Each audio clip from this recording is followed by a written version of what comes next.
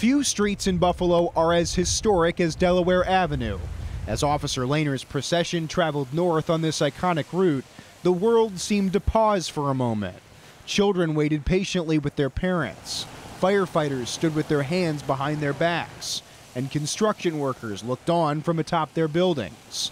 Public funerals are not easy for anyone, but they are an important honor and a way to forever commemorate a fallen public servant. Western New York has consistently supported these tributes with large crowds.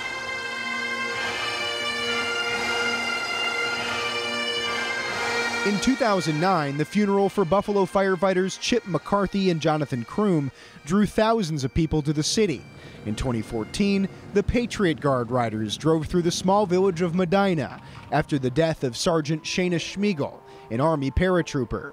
Large services were also held in the late 90s for Buffalo police officer Charles McDougald, who was shot in the line of duty, and Officer Robert McClellan, who was killed by a vehicle while chasing a suspect.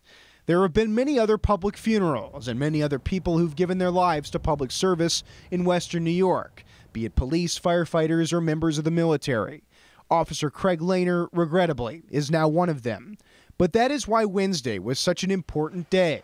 The date, October 25th, 2017, will now be remembered for the people who lined the streets and the officers who drove hundreds of miles to honor the memory of their fellow officer. There's no way to tell for sure, but it is clear that this public funeral was one of the largest, if not the largest, in Western New York history.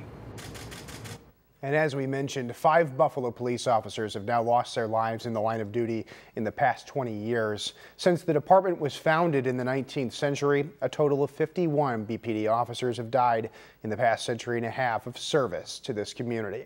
Danny Spiewak, Channel 2 News.